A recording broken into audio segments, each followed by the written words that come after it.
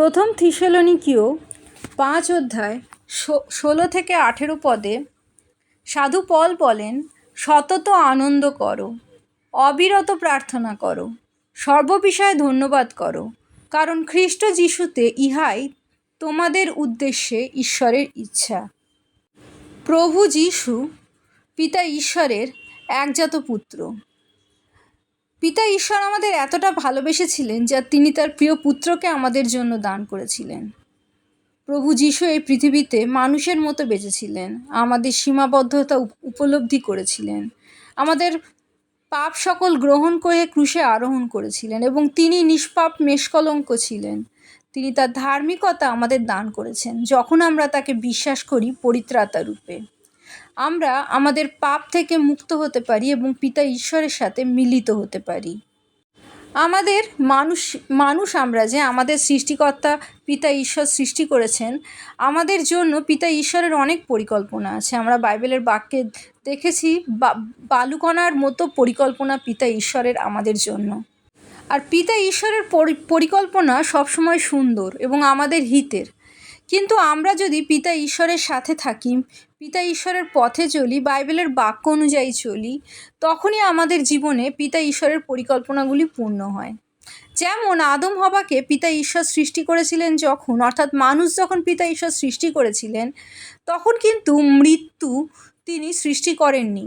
বরং যখন আদম হওয়া পিতা ঈশ্বরের অমান্য করে এবং নিজেদের অহংয়ের কথা চিন্তা করেন, নিজেদের ঈশ্বরের মতো করে তোলার কথা শয়তানের প্ররোচনায় ভাবতে থাকে, তখন তারা পিতা ঈশ্বরের কাছ থেকে দূরে চলে যায়। কারণ তারা নিজেদের জীবনের কোনো পরিকল্পনা পিতা ঈশ্বরের অনুগ্রহের ওপর নির্ভর না করে নিজেদের শক্তিতে পরিপূর্ণ করতে চায়।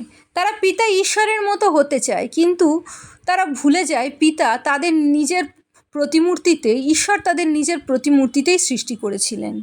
তাই যখন তারা ঈশ্বরকে নিজেদের জীবনে নির্বাচন না করে শয়তানের প্ররোচনায় পা দেয়, তখন ঈশ্বরের পরিকল্পনা তাদের জীবনে আর পূর্ণ হয় না।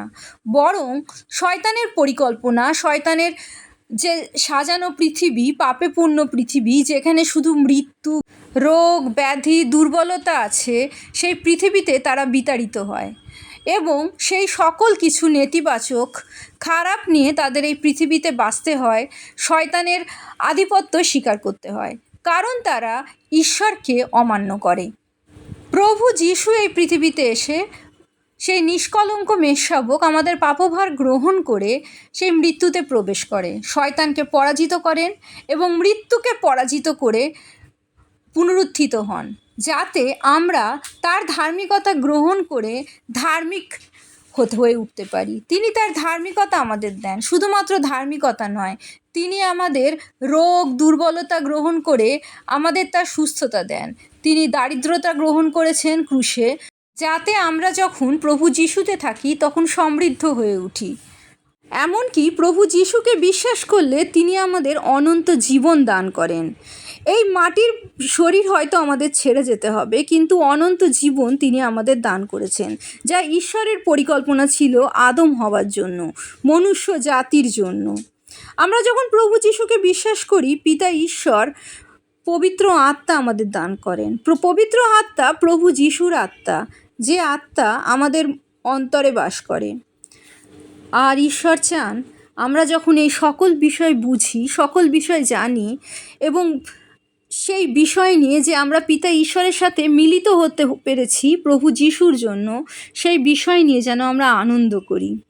যেহেতু আমাদের মধ্যে সেই পবিত্র আত্মা আছে, স্বয়ং ঈশ্বর আছে, তার সাথে সবসময় কথা বলি, অর্থাৎ অবিরত প্রার্থনায় রত থাকি। আমাদের জীবনের জন্য যে পিতা ঈশ্বরের অনুগ্রহ আমরা লাভ করেছি, সেই জন্য সব সময় ঈশ্বরের ধন্যবাদ করি। প্রভু যিশুতে যখন আমরা আছি, পিতা ঈশ্বরের আমাদের জীবনের জন্য এই উদ্দেশ্য। এখন অনেকে মনে করে থাকেন, বর্তমানে যারা খ্রিস্ট বিশ্বাসী, যারা বাইবেল জানে, আমরা প্রার্থনা করি ঈশ্বরের সঙ্গে সম্পর্ক স্থাপন করার জন্য, কিন্তু আমরা সম্পর্ক স্থাপন করার জন্য প্রার্থনা করি না। আমরা পিতা ঈশ্বরের সাথে মিলিত হয়ে তার সন্তান হয়ে উঠেছি এবং আমাদের প্রার্থনায় আমরা পিতা ঈশ্বরের উপস্থিতিতে আসি। আমরা যেমন আমাদের সন্তানকে জন্ম দেওয়ার পরই তার সাথে আমাদের সম্পর্ক স্থাপিত হয়ে যায়, সে যখন আমাদের সাথে কথা বলতে আসে, সেই কথা বলাটা সে আমাদের কাছে কিছু চাইতে আসে বা কথা বলতে আসে, তার জন্য আমাদের সাথে তার সম্পর্ক স্থাপন হয় না। সে যদি আমাদের সাথে কথা না বলেও সারাটা দিন কাটায়, তবু সে আমাদের সন্তান থাকে। ঠিক তেমনই আমরা যদি প্রার্থনা না করেও সারা জীবন বা সারা দিন আমরা কাটিয়ে দিই, আমরা কিন্তু ঈশ্বরের সন্তান থেকে যাই, ঈশ্বরের সৃষ্ট থেকে যাই। কিন্তু আমরা যখন আমাদের সৃষ্টিকর্তার কাছে আসি, তাকে ধন্যবাদ দিই আমাদের জীবনের জন্য, প্রভু যিশুর জন্য, পবিত্র আত্মার জন্য, পবিত্র আত্মার সাথে কথা বলি, প্রভু যিশুর উপস্থিতিতে আসি, তখন আমরা আমাদের জীবনের কাছে আসি। কারণ প্রভু যিশু ছাড়া, ঈশ্বর ছাড়া আমাদের জীবন চলে না। প্রভু যিশুই সেই জীবন্ত জলের উনুই, যাকে আমরা গ্রহণ করে অনন্ত জীবন পাই, আনন্দের উৎস পাই। প্রভু যিশুর জয় হোক।